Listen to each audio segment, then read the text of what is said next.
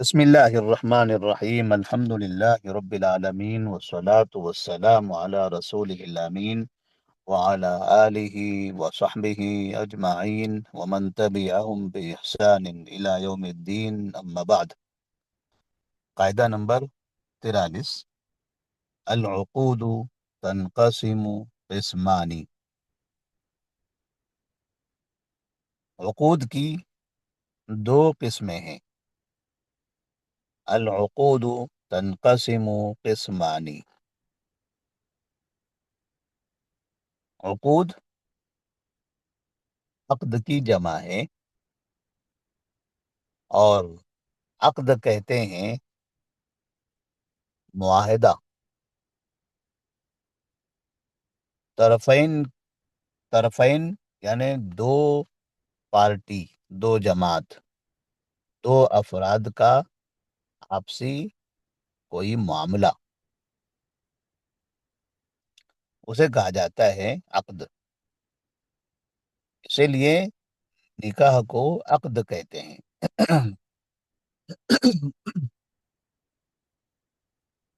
کیونکہ اس میں دو طرف، دو لوگ کا آپس میں ایک معاہدہ ہوتا ہے، تو اسے عقد کہا جاتا ہے. ایسے ہی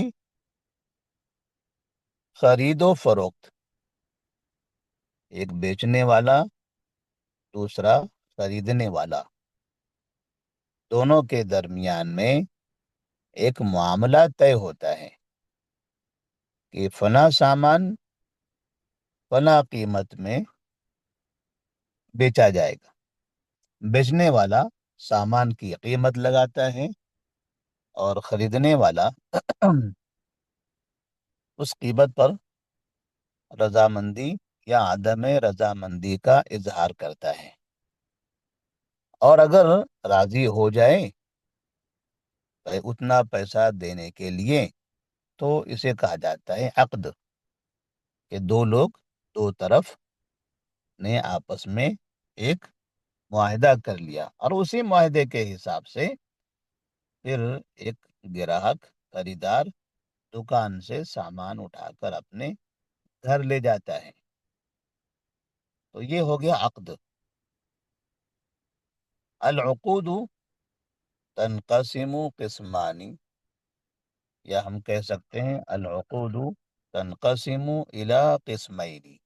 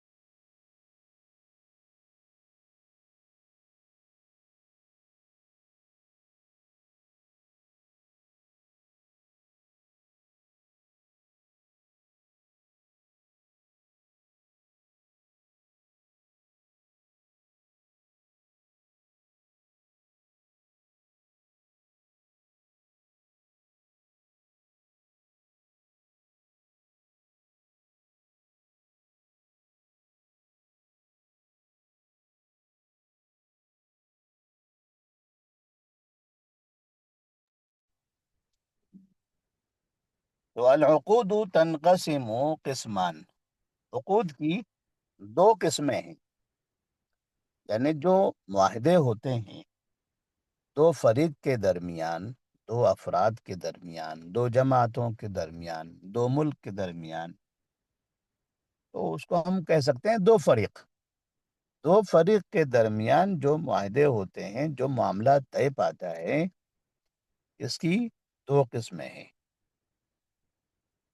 ایک ہے عقود معاوضہ، اور دوسرا ہے عقود تبرع.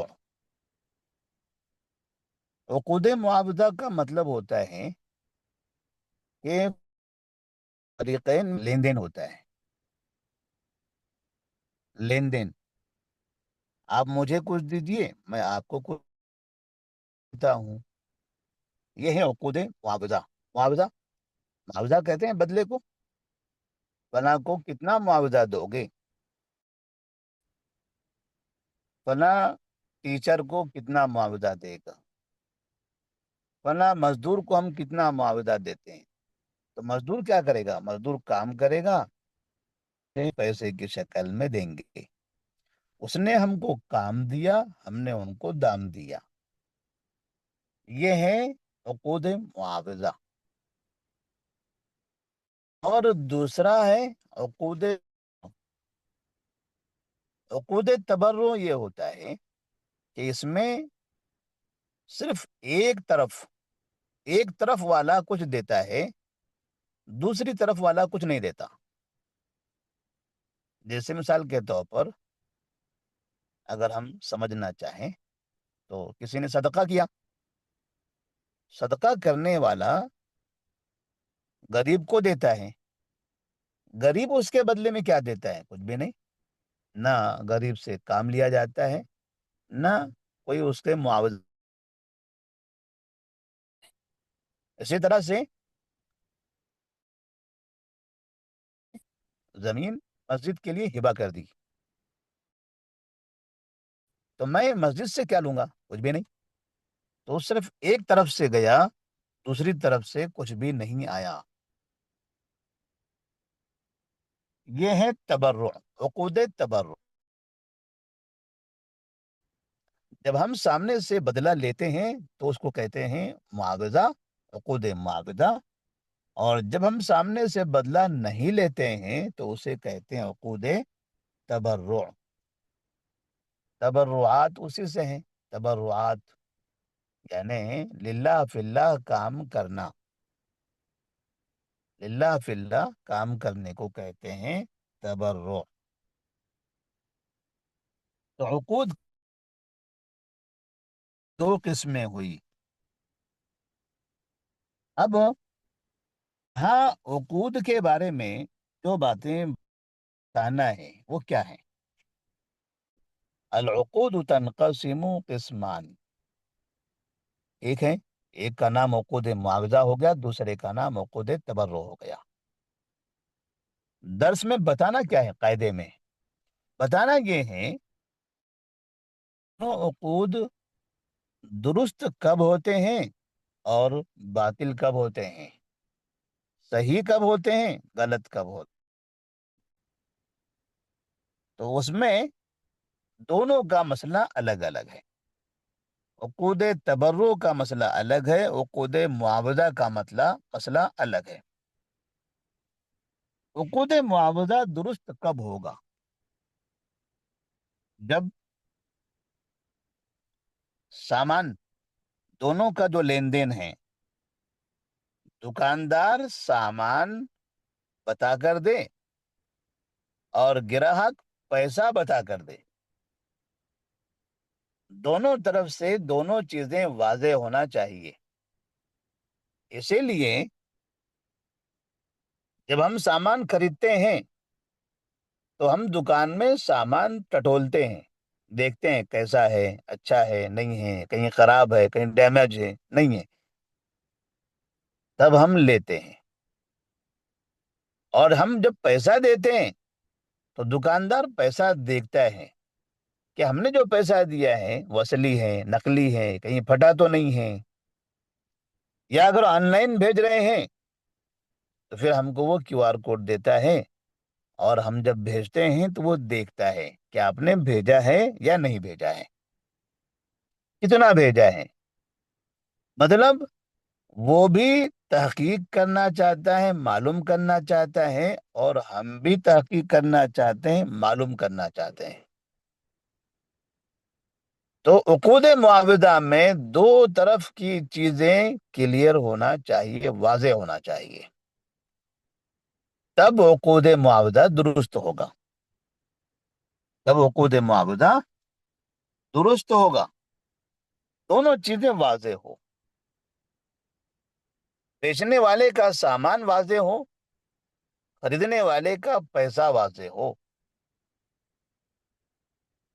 تو یہ عقود معاوضہ درست ہے. اور پھر دونوں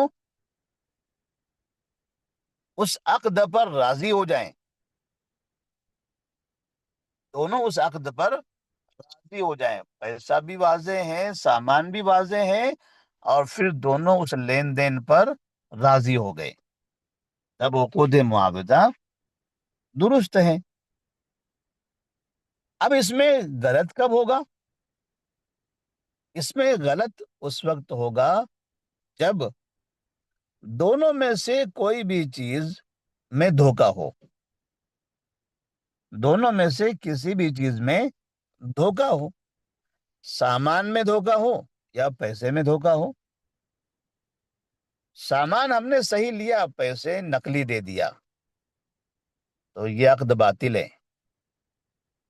پیسے ہم نے اصلی دیا، سامان خراب تھا، سامان میں دھوکا ہے، تو پھر یہ بھی عقد باطل ہو گیا، فاسد ہو گیا، یہ عقد درست نہیں ہے۔ یا بیچنے والے نے ایسی مجہول چیز بیچی جس کے بارے میں ہم جانتے ہی نہیں ہیں،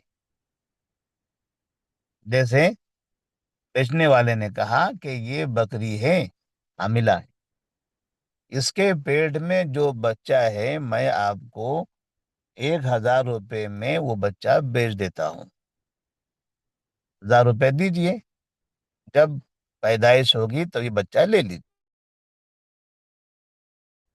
اب کیا یہ بے درست ہے؟ تو ہم کہیں گے نہیں۔ کیوں درست نہیں ہے؟ چلیے کہ پیسہ تو واضح ہے، چلا گیا، لیکن جو بچہ ہے بکری کے پیٹ میں، اب وہ کسے معلوم کہ وہ پیدا ہوگا یا نہیں ہوگا، وہ پیدا ہو کر زندہ رہے گا یا نہیں رہے گا؟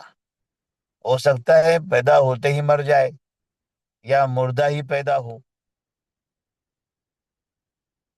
پھر یہ بھی نہیں پتا ہے کہ میں جس امید سے لے رہا ہوں، مجھے اس کا مادہ بچہ چاہیے، یعنی مؤنث، اور میں اسی حساب سے خریدنا چاہتا ہوں، پتا چلا وہ نر نکلا، یعنی مذکر نکلا، یا مجھے مذکر بچہ چاہیے تھا، پتا چلا اس میں مؤنث نکلا، تو خریدنے والے کو یہاں پر دھوکے کا اندیشہ ہے، اس لیے یہ بیع غرر ہے، اور بیع غرر جائز نہیں ہے۔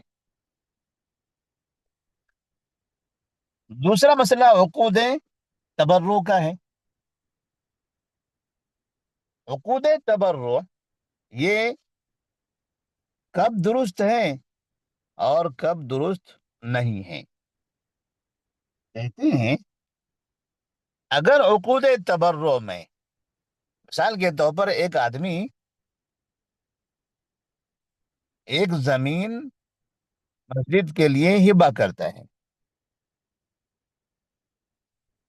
اب اس نے ہبہ کرتے ہوئے زمین بتائی، زمین کے پیپر وغیرہ سمجھا دیے اور ان کے حوالے کر دیا، انہوں نے لے لیا، یہ عقود تبرع سے ہی ہو گیا، کیونکہ سامنے سے کچھ تو لینا نہیں ہے، خالی ادھر سے دینا ہے بس، تو دیتے ہوئے اس نے کلیئر کر دیا تو عقود تبرع درست ہو گیا۔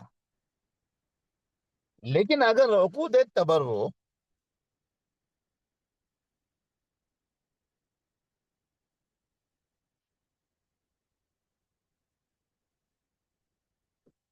لیکن اگر عقود تبرع لیتے ہوئے اس میں دھوکا ہو گیا کہ میں نے مسجد کے نام پر زمین دیا، لیکن وہ زمین میری نہیں تھی، کسی اور کی زمین میں نے ہبہ کر دیا، تو یہ عقود تبرع درست نہیں ہے۔ یا پھر میں نے ایسی زمین ہبہ کر دیا جو سرکار کی تھی، تالاب کی زمین یا روڈ کی زمین، یہ بھی عقد تبرع درست نہیں ہوا، کیونکہ میں ہبہ اور کون سی چیز کر سکتا ہوں؟ میں ہبہ وہ چیز کر سکتا ہوں جس کا میں مالک ہوں، جس کا میں مالک ہوں. یہ عقود تبرع صحیح ہے. اگر میں مالک نہیں ہوں تو اس کا عقود تبرع درست نہیں ہوگا.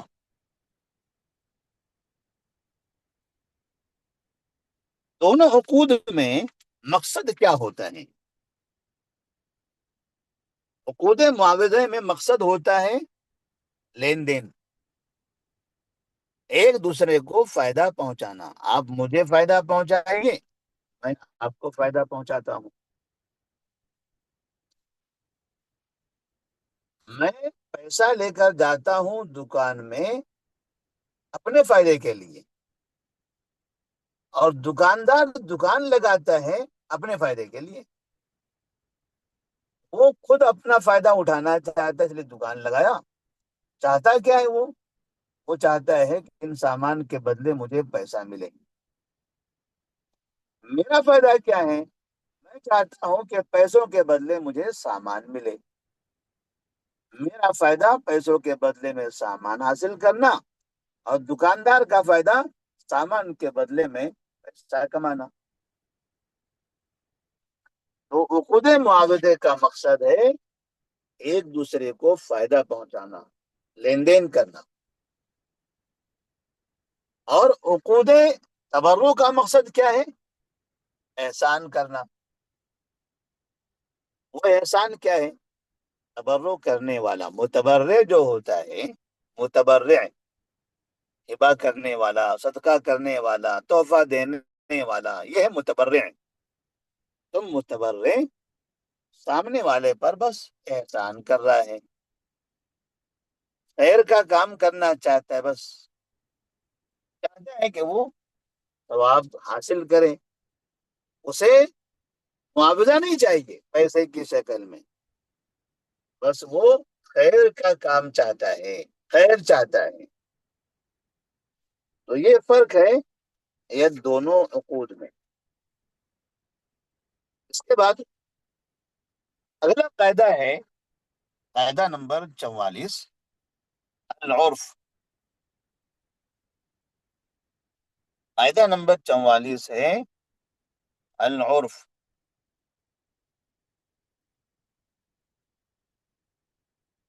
پلٹائیے.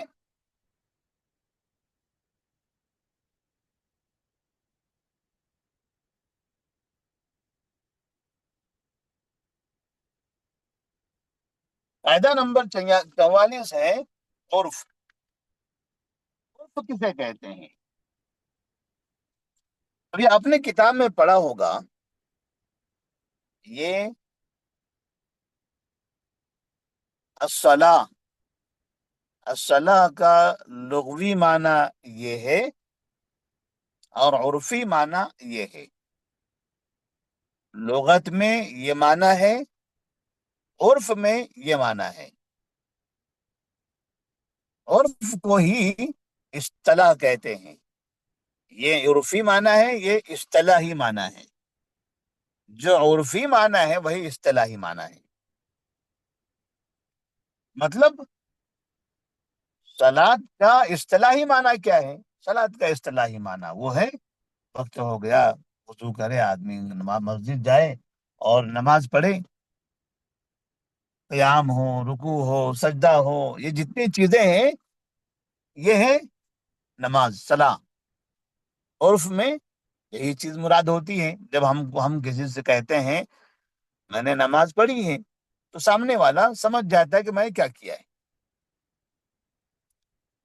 اسی کو کہتے ہیں اصطلاحی تعریف، عرفی تعریف. تو عرف یہاں پر ہم جو پڑھنا چاہتے ہیں عرف، میں نے وہ مثال سمجھانے کے لیے دی. عرف کہتے ہیں عام لوگوں کا طریقہ، معاشرے میں جو طریقہ رائج ہے اسے کہا جاتا ہے عرف. معاشرے میں رائج طریقہ اسے عرف کہتے ہیں. جیسے مثال کے طور پر کچھ ایسے معاشرے ہوتے ہیں جہاں پر نکاح کے وقت میں دولہے کو گھوڑے پر بٹھا کر باقاعدہ مسجد یا جہاں پر نکاح ہونا ہے، عقد ہونی ہے، وہاں لے کر جایا جاتا ہے، اور بعض جگہوں پر گاڑیوں میں جاتے ہیں، اور بعض جگہ اس کا کوئی اہتمام نہیں ہوتا۔ کہیں گاڑی پر جا رہے ہیں تو کہیں گھوڑے پر جا رہے ہیں۔ گھوڑے پر ہی کیوں؟ اونٹ پر نہیں جا سکتے کیا؟ ہاتھی پر نہیں جا سکتے کیا؟ نہیں، عرف ہے یہاں پر، عمومی طور پر لوگوں کا یہ طریقہ ہے، کیونکہ ہاتھی پر جانے والے کو دلہا نہیں کہتے، یا اونٹ پر جانے والے کو دلہا نہیں کہتے، گھوڑے پر جانے والے کو دلہا کہتے ہیں۔ حالانکہ سواری سب کی کر سکتے ہیں، مگر جب بھی دلہے کا ذکر آتا ہے تو ساتھ میں سواری کے لیے گھوڑے کا ذکر آتا ہے۔ یہ گھوڑا کیا ہے؟ گھوڑے کی سواری یہ عرف ہے، عرف ہے، عام طریقہ ہے لوگوں کا، ایک رسم ہے، ایک لوگوں میں ایک عادت ہے، لوگ اس کو استعمال کرتے ہیں، اسے کہتے ہیں عرف۔ جیسے ہندوستان کے اندر کسی جگہ پر اگر آپ کرتا، پائجامہ، ٹوپی، داڑھی، یہ شکل و صورت دیکھیں تو آپ کو اندازہ ہوگا کہ یہ عالم دین ہے۔ اگر وہی شخص پینٹ شرٹ پہن کر آ جائے تو آپ کہیں گے یہ عالم دین نہیں ہے، کیونکہ عرف میں یہاں پر علماء کرتا پاجامہ پہنتے ہیں، داڑھی رکھتے ہیں، ٹوپی پہنتے ہیں، یہ عرف ہے، ان کا یہ لباس ہے، ان کی یہ شکل و صورت ہے۔ داڑھی رکھنا تو ہر ایک کے لیے ہے، البتہ کرتا پاجامہ جو لباس ہے، لباس تو خاص نہیں ہے، لیکن عمومی طور پر ہمارے کلچر میں، ہمارے معاشرے میں علماء کا یہ لباس ہے، تو اسے کہتے ہیں عرف۔ اب اگر سعودی عرب چلے گئے تو وہاں وہاں کا عرف کیا ہے؟ وہاں کا عرف، وہاں کی عادت، وہاں کے طور طریقے میں کیا ہے کہ لوگوں کا وہ جبہ پہننا، عمومی طور پر وہاں ہر شخص جبہ ہی پہنتا ہے۔ اب وہ جبہ پہننے میں عالم، غیر عالم، ڈاکٹر اور انجینئر، ڈرائیور یا تاجر، ان میں فرق نہیں ہوتا، سب کا لباس ایک جیسا ہی ہوتا ہے۔ لیکن پھر وہاں عرف میں بڑے علماء جبے کے اوپر ایک اور عبا کا استعمال کرتے ہیں، عبایا جس کو کہا جاتا ہے، تو وہ دیکھ کر لوگ سمجھتے ہیں کہ یہ کوئی بڑے عالم دین ہے۔ اب وہ جو لباس ہے وہ عام لوگ یا چھوٹے علماء استعمال نہیں کرتے، اس کا استعمال نہیں کرتے، کیونکہ عرف یہ بنی ہوئی ہے، عادت یہ بنی ہوئی ہے کہ اس طرح کا عبایا اوپر والا یہ بڑے علماء استعمال کرتے ہیں۔ اب بڑے علماء میں جیسے وہاں کے علماء کبار ہیں، افتاء کمیٹی کے ممبران ہیں، اسی طرح سے حرمین مکہ اور مدینہ، مسجد نبوی اور کعبے کے ائمہ کرام ہیں، ان کو آپ کبھی بھی دیکھیے یہ عبایا کا ہی استعمال کرتے ہیں، جب بھی نماز پڑھانے کے لیے آئیں گے بغیر عبایا کے وہ نہیں آئیں گے۔ اور تو یہ بنا ہوا ہے، کیا یہ لازم ہے؟ ہم کہیں گے نہیں، لازم نہیں ہے، مگر عرف ہے، عرف میں وہ لوگ اس کا استعمال کر رہے ہیں، اسے کہا جاتا ہے عرف۔ قواعد فقہیہ میں عرف کا بھی، یعنی شریعت میں عرف کا بھی اعتبار ہوتا ہے۔ شریعت میں عرف کی اجازت ہے، عرف کی اجازت ہے، عرف کا اعتبار ہے۔ جیسے کوئی اگر پوچھے کیا سعودی عرب میں وہ لباس پہننا اور اوپر سے لال یا سفید رومال کا استعمال کرنا، بتائیے حدیث میں کہاں ہے؟ بتائیے کہاں ہے حدیث میں یہ لباس اور اس طرح کا پہننا ضروری ہے، یہ کہاں ہے؟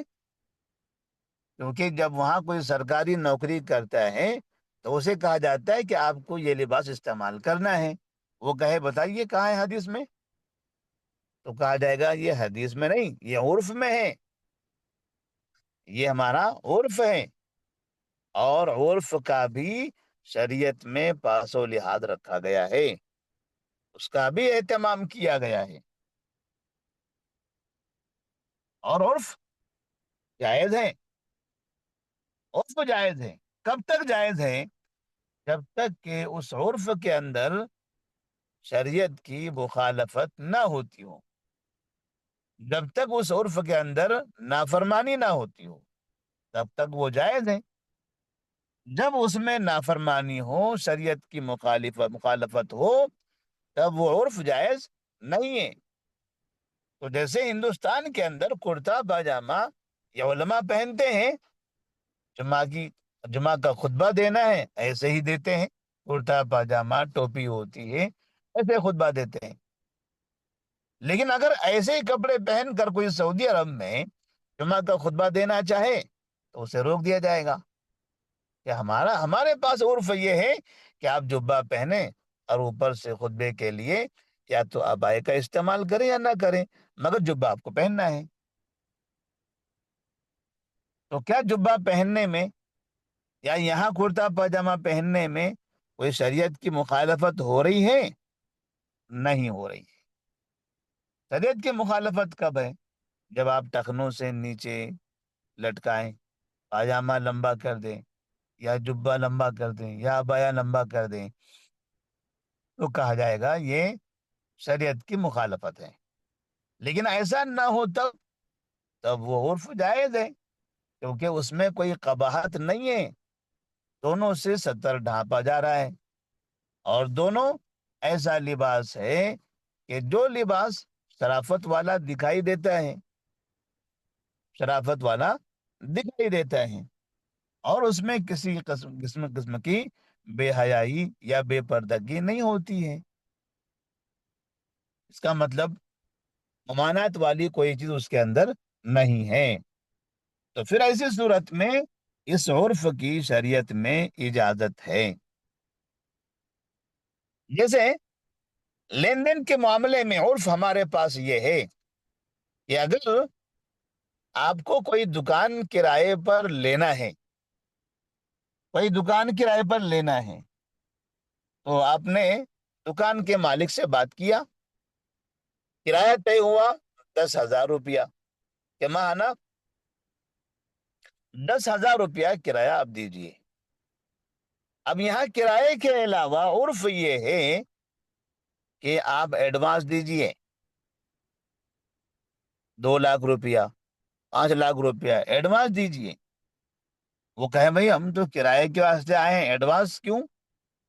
تو ہم کہیں گے یہ عرف ہے، یہ عرف ہے، اور اس میں قباحت بھی نہیں ہے۔ کیوں قباحت نہیں ہے؟ کیونکہ یہ صرف ایک ضمانت کے طور پر ہے، یہ صرف ایک ضمانت کے طور پر ہے، اور یہ پیسہ واپس دیا بھی جائے گا۔ عرف یہ بنا ہوا ہے کہ ایسے طریقہ یہاں رائج ہے، اور اگر کوئی تیار نہیں ہوتا ایڈوانس دینے کے لیے تو کہا جائے گا ٹھیک ہے، پھر ہم کسی دوسرے کو اپنی دکان کرائے پر دیں گے جو ایڈوانس دے گا۔ جائز ہے اس کے لیے ایسا کرنا، کیونکہ عرف یعنی ایڈوانس لینے میں کسی بھی طرح کی شریعت کی مخالفت نہیں ہو رہی ہے۔ تو یہ ایک مثال عرف کی ہو گئی۔ تو ہم نے بتایا عرف کی دو قسمیں ہیں، ایک عرف صحیح اور دوسرا ہے عرف فاسد۔ نام کے حساب سے یہ اس کی تقسیم ہے، لیکن دونوں کے درمیان کیا فرق ہے ہم نے آپ کے سامنے واضح کر دیا۔ ایسا عرف جس میں شریعت کی مخالفت نہ ہو وہ عرف صحیح ہے، اور جس میں شریعت کی مخالفت ہو وہ عرف فاسد ہے۔ جیسے عرف میں یہ ہے، عمومی طور پر معاشرے کے اندر،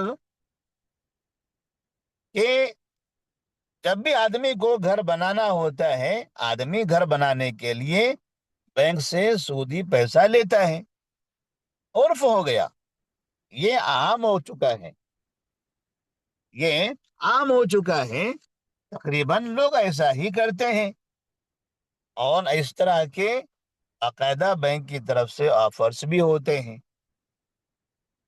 یعنی زیادہ تر لوگ، عامت الناس لوگ ایسا استعمال کر رہے ہیں، تو کیا اس کو عرف سمجھ کر قبول کر لیا جائے گا کہ یہ تو عام طریقہ ہے، یہ تو عام ہو چکا ہے، اب تو یہ کوئی خاص چیز نہیں رہ گئی، ہر کوئی ایسا ہی کر رہا ہے، تو ٹھیک ہے؟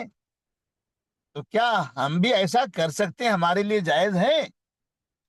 تو ہم کہیں گے نہیں، گرچہ کہ عام ہو گیا پھر بھی ہم ایسا نہیں کر سکتے، کیونکہ یہ عرف فاسد ہے، یہ عرف فاسد ہے۔ کیسے عرف فاسد ہے؟ کہیں گے کہ معاملہ عام ہے، عمومی طور پر لوگ ایسا استعمال کر رہے ہیں، لیکن اس میں شریعت کی مخالفت ہے۔ اور کیا ہے وہ شریعت کی مخالفت؟ وہ شریعت کی مخالفت ہے سود کا استعمال، سود کا استعمال، اور سود شریعت میں حرام ہے۔ لہذا گرچہ کہ زیادہ لوگ یا کثرت سے لوگ اس کا استعمال کرنے لگ جائیں، پھر بھی اس کو قبول نہیں کیا جائے گا، اس کی اجازت نہیں دی جائے گی۔ جیسے دوسری مثال، عام طور پر لوگوں میں یہ رواج ہے کہ جب کسی شخص کا انتقال ہوتا ہے تو 10واں اور 40واں کرتے ہیں، بہت سے لوگوں کا یہ طریقہ ہے۔ تو کیا یہ سمجھا جائے کہ عرف میں ایسا ہے؟ عرف یہی ہے کہ جب بھی کسی کا انتقال ہوتا ہے 10ویں 40ویں کیے جاتے ہیں، تو کیا عرف میں ایسا ہونے کی وجہ سے اس کے جواز کا حکم لگایا جائے گا؟ تو ہم کہیں گے نہیں۔ کیوں نہیں لگایا جائے گا؟ کیونکہ یہ جو عرف ہے یہ بدعت ہے، یہ شریعت سے ٹکراتا ہے، یہ شریعت سے ٹکراتا ہے، اس لیے اس کی اجازت ہم نہیں دیں گے۔ تو یہ دو مثالیں ہم نے آپ کے سامنے پیش کر دی۔ اس کے بعد انشاءاللہ قاعدہ نمبر 45، اس کا تعلق بھی اسی عرف سے ہے، وہ کل کے درس میں ہم پڑھیں گے۔ السلام علیکم ورحمۃ اللہ وبرکاتہ۔